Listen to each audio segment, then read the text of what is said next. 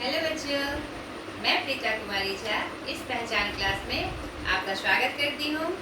आज बच्चों, जो पिछले क्लास में हमने पार्ट 3 क्षितिज भाग 1 वर्ग नवम काव्य संग्रह रसखान के सवैये की चर्चा की थी, जिसमें हमने क्या देखा था बच्चों? कवि परिचय, पाठ परिचय एवं व्याख्या। ठीक है, जिसमें हमने 4 सवैयों के बारे में जाना था। हमारे रसखान जी के 4 सवैये जो थे, जो कि किससे संबंधित थे बच्चों? आप बताइए। उनके ब्रजभूमि और कृष्ण के प्रति, और इसमें उन्होंने गोपियों की मनोदशा की भी चर्चा की थी, और उसके प्रति ब्रजभूमि के प्रति उन्होंने जो प्रेम दर्शाया था, जो लगाव दर्शाया था, उन चारों सवैयों के माध्यम से हमने यहाँ देखा था। आज हम उन रसखान के सवैयों का जो अभ्यास है, प्रश्न उत्तर है, उसकी चर्चा करेंगे। तो ये जब मैंने आपको उसकी व्याख्या बताई थी, तो आप उसके आपने ध्यान से देखा होगा, उसको ध्यान से समझा होगा, तो इस प्रश्न उत्तर को आप आराम से कर सकते हैं। फिर भी मैंने सोचा कि मैं थोड़े से बच्चों को सहयोग कर दूं और इशारा कर दूं कि किस तरह से इसका उत्तर करना है। ठीक है बच्चों? तो देखिए, जैसे कि पहला प्रश्न स्टार्ट करूं मैं? ओके, ठीक है। तो इस अभ्यास में पहला प्रश्न है आपका, ब्रजभूमि के प्रति कवि का प्रेम किन किन रूपों में अभिव्यक्त हुआ है? किन किन रूपों में? तो आपने जब पहले सवैये की चर्चा हम देख रहे थे और उसकी व्याख्या देखी थी, तो हमने देखा था कि वो किस किस रूप में अपना बता रहे हैं, किस किस रूप में अपना उनका जो प्रेम है ब्रजभूमि के प्रति व्यक्त हो रहा है। तो क्या इसका आंसर कैसे करना है? प्रस्तुत सवैये में, रसखान के सवैये में कवि रसखान ने अपना प्रेम निम्न रूपों में अभिव्यक्त किया है। किन किन रूपों में? मनुष्य हूँ, पहले पद का ये प्रश्न है, पहले सवैये का। मनुष्य हूँ तो मैं उसी गोकुल गांव के ग्वालन के रूप में बसूं। यानी 4 रूप में उन्होंने अपने प्रेम की चर्चा की है, जो कि पहले सवैये में वर्णन हुआ है। ठीक है बच्चों? मनुष्य हूँ तो उसी ब्रजभूमि गोकुल का ग्वालन बन के हूँ जहाँ कृष्ण ने जन्म लिया था। अगर पशु हूँ, अगर मैं जानवर हूँ, दूसरे में वो क्या बता रहे हैं? अगर पशु हूँ, जानवर हूँ, तो मुझे मेरो चरो नित नंद की धेनु मंझारन, मैं उन्हीं गायों के झुंड में रहूं, उन्हीं धेनु गाय बनूं जिसको कृष्ण चराते थे, उसी नंद की गाय बनूं। नंद कौन थे? कृष्ण के धर्मपिता थे। ऐसे तो देवकी और वासुदेव के पुत्र थे, लेकिन उनका लालन पालन किसने किया था? मैया यशोदा और नंद जी ने। सबको पता है। ठीक है? पाहन हो तो, अगर मैं पत्थर हूँ तो कौन सा पत्थर हूँ? वही गोवर्धन पर्वत हूँ जिसे तर्जनी उंगली पे कृष्ण ने उठाया था। ठीक है? और चौथे रूप में, अगर मैं पक्षी हूँ तो वही वास करूँ, कहाँ? उसी जमुना के कालिंदी वृक्ष में, कदम के वृक्ष में मैं वहाँ पर निवास करूँ, वहीं पर मैं यमुना किनारे कालिंदी वृक्ष पर मैं निवास करूं। ठीक है बच्चों? तो पहले प्रश्न का उत्तर आपको समझ में आ गया होगा कि प्रस्तुत सवैये में हमारे रसखान जी ने 4 रूप में अपने प्रेम की को अभिव्यक्त किया है कि मनुष्य हूँ तो क्या हूँ, पशु हूँ तो क्या हूँ, पत्थर हूँ तो क्या हूँ, और पक्षी हूँ तो क्या हूँ। समझ आया बच्चों? दूसरा देखिए, कवि का ब्रज के वन, बाग और तालाब को निहारने के पीछे का क्या कारण? तो ये प्रश्न कितना अच्छा प्रश्न है, कितना अच्छा प्रश्न पूछा गया है। कवि का ब्रज के वन, बाग और तालाब को निहारने का कारण यह है क्योंकि उन्हें ये इच्छा है, मतलब गहरी इच्छा, एकदम जिसको कहते हैं कि एकदम से ये होना ही चाहिए, जिसको कहते हैं एकदम तीव्र इच्छा है कि मैं अपनी आंखों से ब्रज के बाग तालाब को निहारो, वन बाग तालाब को निहारो। क्यों? क्योंकि वहाँ पर उनके जो आराध्य कृष्ण हैं, उन्होंने वहाँ पर लीलाएं की थी। वहाँ पर कृष्ण की यादें एक एक चीजों से जुड़ी हुई है। वन में उन्होंने गोपियों के साथ लीलाएं की थी, वे गायों को चराने जाते थे, वहाँ पर सखाओं के साथ वो खेलते थे और उन सब रूपों का कल्पना करके कभी देखना चाहते हैं। आहा, ये जो स्वरूप है उनका, ये जो लीलाएं हैं, उन्होंने आखिर कहाँ की थी, उन्होंने आखिर कहाँ की थी, वो देखने की तड़प है उनके अंदर। ठीक है, तो आप कैसे इसका उत्तर करिएगा कि वन बाग तालाब को निहारने की इच्छा इसलिए है कि कृष्ण के उस रूप को, जहाँ पर उन्होंने लीलाएं की थी, वन में, बाग में, तालाब के पास गोपियों के साथ, अपने दोस्तों सखाओं के साथ और गौओं चराने के साथ वो जो बांसुरी बजाया करते थे और क्या कहते तालाब के किनारे गोपियों के साथ जो वो छेड़छाड़ करके कुछ ना कुछ संदेश दिया करते थे, उन चीज़ों की कल्पना करके रसखान कवि उनको निहारने की इच्छा रखते हैं। आहा, कितना अनुपम दृश्य होगा वो, उस चीज को वो, उनकी ये तीव्र इच्छा है कि उस जगहों को मैं देखूं, इसलिए वो निहारने की बात करते हैं। ठीक है बच्चा, तीसरा प्रश्न देखिए क्या कहता है। एक लकुटी और कांवरिया पर कवि सब कुछ न्योछावर करने को क्यों तैयार है? रसखान एक ऐसे कवि थे, ऐसे कृष्ण भक्त कवि थे, जिन्होंने कृष्ण के अलावे और कुछ नहीं सोचा। जब उनको शुद्धि आई, जब वो क्या कहते हैं लोक व्यवहार में मग्न थे, तो उन्हें छटपटाहट सी थी, किसी में उनका मन नहीं लगता था, यानी कि उनको सही राह नहीं मिल रही थी, सही लक्ष्य नहीं मिल रहा था। अंततः वो ब्रजभूमि जब आते हैं और जब वो कृष्ण की भक्ति में लीन हो जाते हैं और कृष्ण की भक्ति के प्रति जब अपने आप को समर्पित कर देते हैं, विठलनाथ जी महाराज, गुरु जी के महाराज के साथ वो जब पुष्टि मार्ग में एकदम दक्ष हो जाते हैं, तो उनका प्रेम कृष्ण के प्रति इतना ज़्यादा हो जाता है, इतना ज़्यादा हो जाता है, उनकी एक छोटी छोटी चीज़ के लिए वह सब कुछ न्योछावर करने को तैयार हो जाते हैं। यहाँ पर इस प्रश्न में यह दिख रहा है कि सब कुछ इसलिए न्योछावर करना चाहते हैं कि वह कृष्ण के लिए पूरी तरह से समर्पित हैं, यानी उनके जीवन की शुरुआत और अंत कृष्ण ही है। इस प्रश्न का उत्तर हम कैसे लिखेंगे कि एक लकुटी और कांवरिया पर वह सब कुछ न्योछावर इसलिए करना चाहते हैं कि वह एक सशक्त भक्त कवि हैं, यानी कि सब कुछ उनके लिए वो समर्पित है, कृष्ण के अलावा उनके जीवन में कोई नहीं है, उनकी भक्ति उनके प्रति एकदम अकाट्य है, इसलिए वह उनके एक छोटे से लकुटी और कांवरिया के लिए भी वह सब कुछ न्योछावर कर देना चाहते हैं। ठीक है बच्चों, सखी ने गोपी से कृष्ण का कैसा रूप धारण करने का आग्रह किया था, अपने शब्दों में वर्णन किए। तो हमने यहाँ पर देखा था बच्चों, कौन से तीसरे सवैये में यह स्पष्ट किया गया है कि गोपिकाएं क्या करती है, गोपियां क्या करती है, मोर पंख। सखी कैसा आग्रह करती है कि ऐ सखी चलो हम कृष्ण का स्वांग रचे, नहीं हम कृष्ण जैसे बन जाए। क्यों? क्योंकि वो जब कृष्ण को याद करती हैं तो उनके ही रूप में खोई रहती हैं, और ये प्रेम दर्शाने का इसका एक तरीका है कि हम कृष्णमय हो जाए, हम कृष्ण ही बन जाए। तो वह कैसा श्रृंगार करती है, मोर पंख। सखी कैसे आग्रह करती है, जिस प्रकार वो मोर पंख लगाते थे, ऊपर मोर पंख लगाइए, गुंज की माला पहनिए और पीतांबर पहनकर लकुटी वन गोधन ग्वारिन संग फिरूंगी। और लकुटी लेकर जैसे कृष्ण भगवान घूमते थे गोकुल में, वैसे ही सखियों के साथ हम भी घूमेंगे, लगेगा कि कृष्ण कृष्ण कृष्ण ही हो गया है।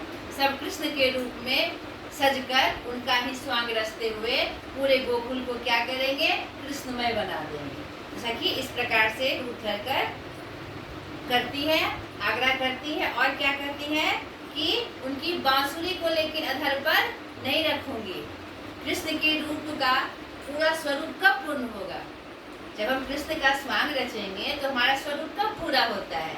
जब मोर पंख लगा ले, गुंज की माला पहन ले, पीतांबर धारण कर ले, लकुटी ले ले, और एक और चीज जिसके बिना वो अधूरे हैं, बांसुरी।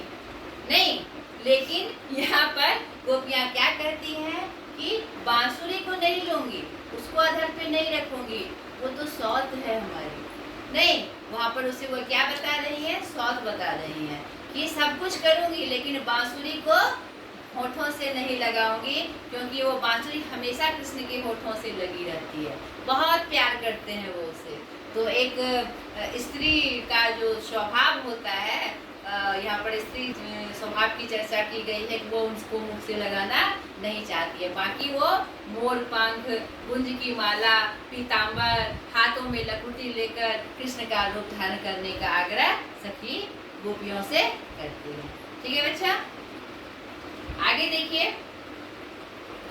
आपके विचार से कवि पशु, पक्षी और पहाड़ के रूप में भी कृष्ण का सानिध्य क्यों प्राप्त करना चाहता है? यह रसखान जी का, कवि का उनके प्रति श्रद्धा और प्रेम नहीं, ताकि किसी रूप में उनका सानिध्य मिल जाए। वह उनके प्रति इतने लालायित हैं, कृष्ण की भक्ति में इतने रमे हुए हैं, वो यह नहीं चाह रहे कि उनका संग मुझे मनुष्य रूप में ही मिले। वह चाहते हैं किसी रूप में मुझे उनका सानिध्य प्राप्त हो, और जिस तरह गोकुल के गोपियाँ, गोकुल की उनकी सखाएं, राधा और वहाँ के जो लोग थे उनका सानिध्य पाकर अमर हो गए, मैं भी चाहे किसी भी रूप में हो, चाहे वह पशु रूप हो ही क्यों ना हो, पक्षी रूप ही क्यों ना हो, पहाड़ के रूप में ही क्यों ना हो, मुझे उनका सानिध्य प्राप्त हो जाए। इसके लिए उन्होंने पशु के रूप में गोकुल के गाय बनने की कल्पना की है, और पहाड़ के रूप में वो गोवर्धन पर्वत बनना चाहते हैं, और पक्षी भी बनना चाहते हैं। किसका? उसी यमुना किनारे जो कदम का वृक्ष है वहीं निवास करना चाहते हैं, ताकि कृष्ण का जो मेन रूप था वो हमेशा बांसुरी लेकर कहाँ ऊपर बजाते रहते थे, उसी यमुना किनारे कदम वृक्ष के नीचे या कदम वृक्ष पे चढ़कर। तो उन्होंने ऐसी कल्पनाएं की है। ठीक है बच्चों, आगे देखिए। चौथे सवैये के अनुसार गोपियां अपने आप को क्यों विवश पाती है? एक प्रश्न है 6 नंबर का कि क्यों विवश पाती है। तो हमने देखा था जब हम चौथे सवैये की चर्चा कर रहे थे, तो हमने क्या देखा था कि गोपियां क्या कहती है कि जब कृष्ण की बांसुरी बजेगी तो अपने कानों पे क्या करेंगे? उंगलियां धर देंगे, और उनकी मुस्कान को तो बिल्कुल नहीं देखेंगे। क्यों?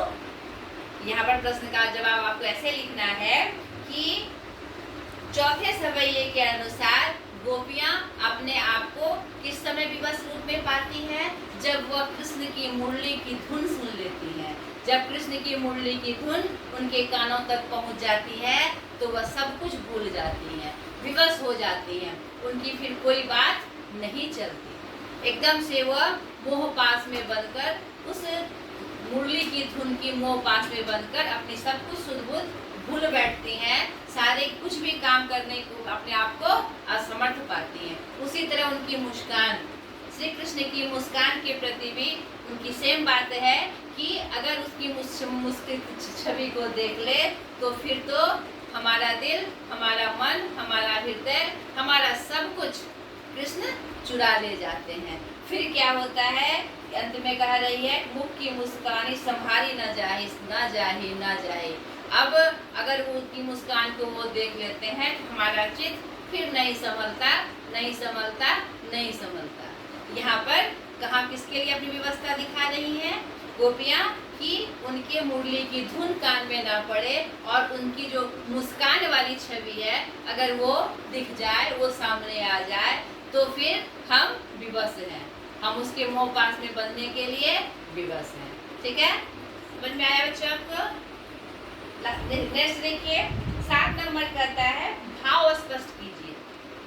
ठीक है, कौटिक एक कलधौत के दाम, करील के कुंजर ऊपर वालों। ये किस सवैये में आया है बच्चों? बेटा ये द्वितीय सवैये में आया है। द्वितीय सवैये में जब मैं चर्चा कर रही थी, इसकी व्याख्या कर रही थी, तो हमने क्या देखा कि कोटिक करोड़ों सोने का महल वह किस पे वारने को तैयार हैं?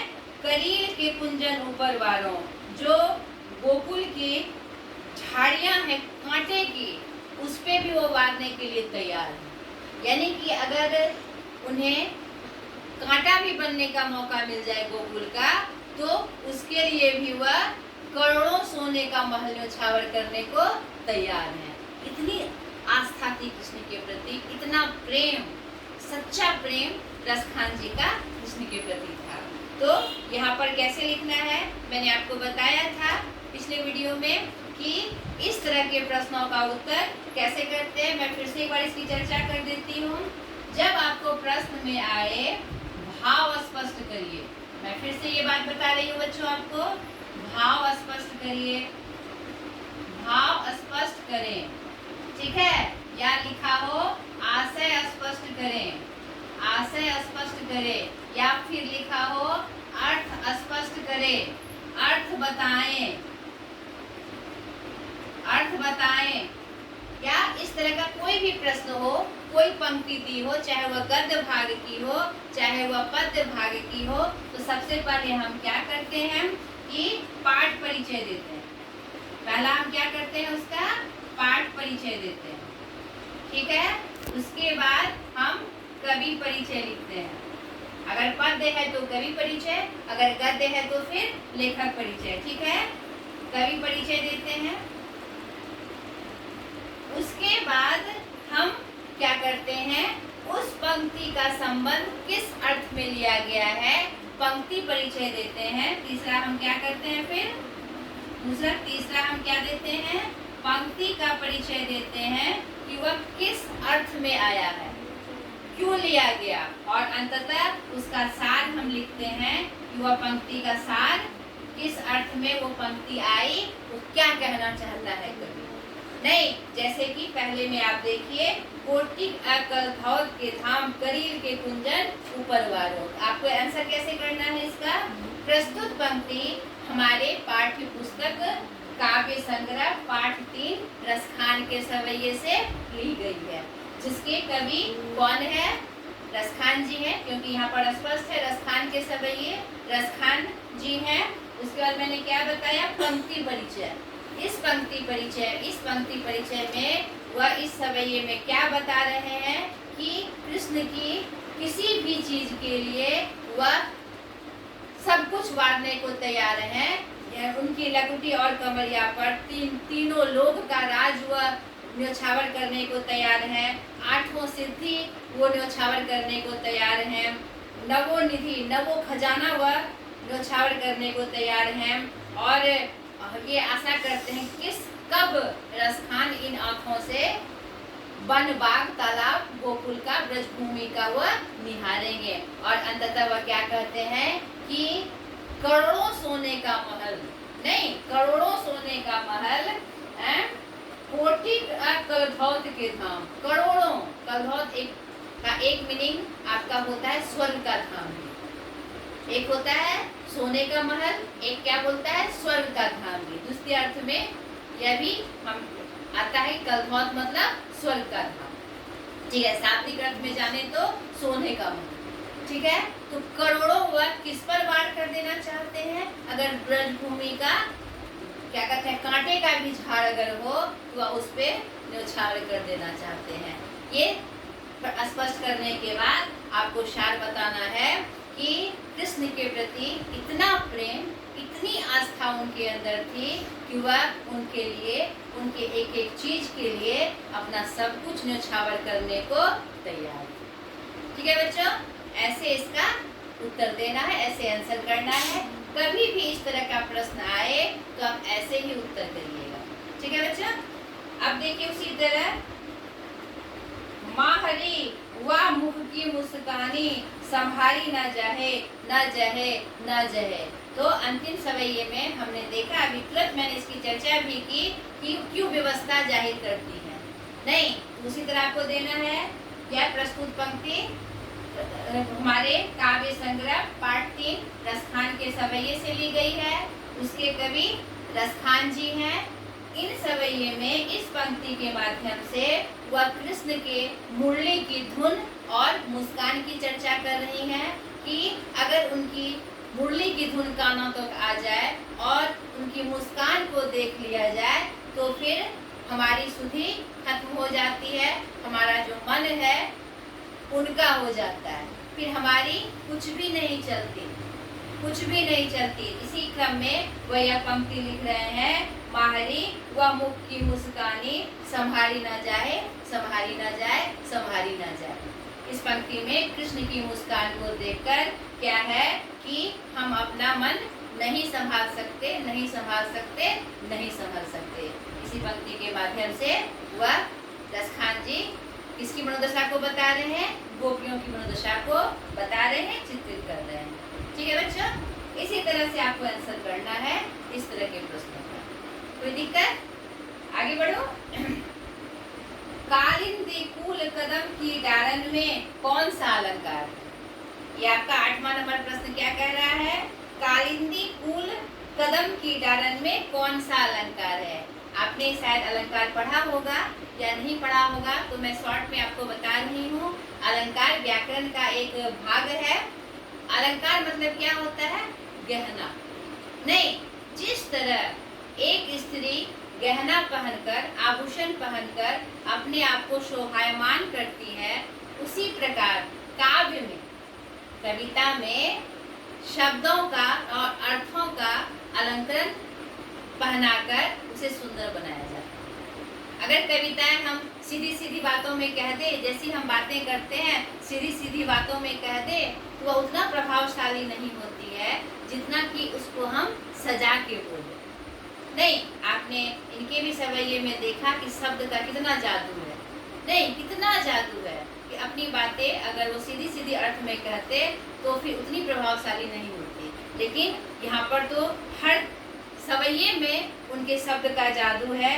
मोर बखा सिर पर परिखहों कुंज की माल पहनूंगी, यानी कि हर एक पंक्ति में शब्द का अलंकरण उन्होंने किया है। तो इस आपको प्रश्न है कि इसमें कौन सा अलंकार है? इसमें बच्चों आपका शब्दालंकार है, और शब्दालंकार में भी कौन सा अलंकार? अनुप्रास अलंकार। इसका उत्तर क्या होगा? अनुप्रास अलंकार। अगर आपको इसकी व्याख्या करनी है तो आप लिख दीजिएगा कि जिसके कारण, जिस शब्द के कारण, वर्ण के कारण काव्य का सौंदर्य बढ़ जाए तो उसे हम क्या कहते हैं? शब्दालंकार कहते हैं। और यह अनुप्रास अलंकार है क्योंकि इसमें वर्ण की आवृत्ति हुई है। किसकी आवृत्ति हुई है? वर्ण की आवृत्ति हुई है। और अनुप्रास अलंकार के 5 भाग होते हैं। मैं धीरे धीरे आपको वर्ण के पाठ को बताते हुए, वर्ण के भाग को बताते हुए मैं अलंकार भी आपको बृहद रूप से पढ़ाऊंगी, अच्छे से पढ़ाऊंगी। इस आंसर के क्रम में आप लिख दीजिएगा कि यह अनुप्रास अलंकार है। उसमें भी कौन सा अनुप्रास? 5 प्रकार के अनुप्रास होते हैं। वह वृत्यानुप्रास है, जिसमें वर्ण की आवृत्ति 2 बार से ज्यादा हो, जिसमें वर्ण की आवृत्ति 2 बार से ज्यादा हो। यहाँ पर आप देखिए वर्ण की आवृत्ति 2 बार से ज्यादा हुई ना। कालिंदी कूल कदम की डारन, क कालिंदी, कूल क और कदम क 3 बार हुआ। क का क्या बार हुआ है? 3 बार। ठीक है, तो यह अनुप्रास अलंकार है। अनुप्रास अलंकार में भी कौन सा अलंकार? वृत्यालंकार, वृत्यानुप्रास अलंकार। ठीक है, आगे मैं आप अलंकार के चैप्टर्स को देख लीजिएगा। मैं भी आपको बृहद रूप से अलंकार पढ़ाऊंगी। ठीक है बच्चों, काव्य सौंदर्य स्पष्ट करिए। अब देखिए अलंकार से यहाँ पर ये आ गया 9वां नंबर प्रश्न। काव्य सौंदर्य स्पष्ट करिए। या मुरली मुरली धर की, अधरान धरी अधरा ना धरूंगी। यहाँ पर अजीब सा काव्य सौंदर्य दिखाई पड़ता है। अगर सीधे अर्थ में कहें, कृष्ण की बांसुरी को मुंह पर नहीं धरूंगी। लेकिन यहाँ पर देखिए कितने अच्छे से शब्द को सजाया गया है, सौंदर्य से सजाया गया है। या मुरली मुरलीधर की, मुरली मतलब बांसुरी, किसकी? मुरलीधर की, जो मुरली को धारण करता है, यानी कौन? कृष्ण। कृष्ण को अधरान धरी अधरा न धरूंगी, यानी कि अधरान नहीं धरूंगी, अधरों पर नहीं धरूंगी, अधरा ना धरूंगी, यानी अधरों पे सजने वाली बांसुरी को अधर पर नहीं धरूंगी, होंठ पर नहीं धरूंगी। तो एक एक शब्द में देखिए कितना शब्द सौंदर्य से सजाया गया है। यहाँ पर लिखना है कि इस पंक्ति में काव्य का स्पष्ट सौंदर्य हमें दिख रहा है कि किस प्रकार एक एक शब्द को व्यवस्थित करके सही अर्थ में उसका वर्णन किया जा रहा है। या मुरली मुरलीधर की अधरान धरी अधराना धरूंगी, यह जो कृष्ण की मुरली है जो अधर पे शोभामान होती है उसको अधर पर नहीं धरूंगी। यह पंक्ति गोपियों के संदर्भ में कही गई है कि उनका रूप धरूंगी, उनका स्वांग रचूंगी, उनके जैसा मोर पंख पहनूंगी, गुंज की माला पहनूंगी, पीतांबर धारण करूंगी, लकुटी लेके घूमूंगी, लेकिन उनकी बांसुरी नहीं छूऊंगी, क्योंकि वह बांसुरी को स्वतंत्र समझती हैं। उन्हें लगता है कि कृष्ण उनसे ज्यादा बांसुरी से प्यार करते हैं, इसीलिए हमेशा उन्हें अधरों पे सजाकर उन्हें बजाते रहते हैं। तो यहाँ पर इस बात को कितने अच्छे तरह से शब्द सौंदर्य में सजाते हुए कवि ने वर्णन किया है। इसी की चर्चा आपको उत्तर में करनी है। ठीक है बच्चों, आशा करती हूँ अब आपको प्रश्न उत्तर बनाने में कोई दिक्कत नहीं आएगी, आपको समझ में आया होगा। आप फिर से बार बार रिकैप करके आप मेरी वीडियो को देख सकते हैं। हमें लगता है कि आपको अच्छे से प्रश्न समझ में आएगा और मेरा वीडियो आपको सहयोग करेगा। इसके लिए आज तक के लिए इतना ही। और पुनः एक बात मैं आपसे कहना चाह रही हूँ, मैं ये जो परिश्रम कर रही हूँ आपके लिए कर रही हूँ बच्चों, ठीक है। मैं चाहती हूँ ये परिश्रम जो मैं चाहती हूँ कि हिंदी आप लोग की सहयोगी बने, सहेली बने, आप उससे घबराए नहीं, पीछा न छुड़ाएं, आपको इसमें दिलचस्पी हो नहीं, ताकि कि ये जो हमारा मेरी जो पहल है इस में कि आप हिंदी से थोड़ा प्यार करें और हिंदी भी आपके रिजल्ट को बनाने में आपका सहायक बने। तो इसके लिए बच्चों मेरे चैनल को प्लीज़ सब्सक्राइब करें ताकि अधिक लोगों तक मेरा वीडियो पहुंचे और मेरी जो इच्छा है, जो मेरा परिश्रम है दूर दूर तक सफल हो। ठीक है बच्चों, बाय।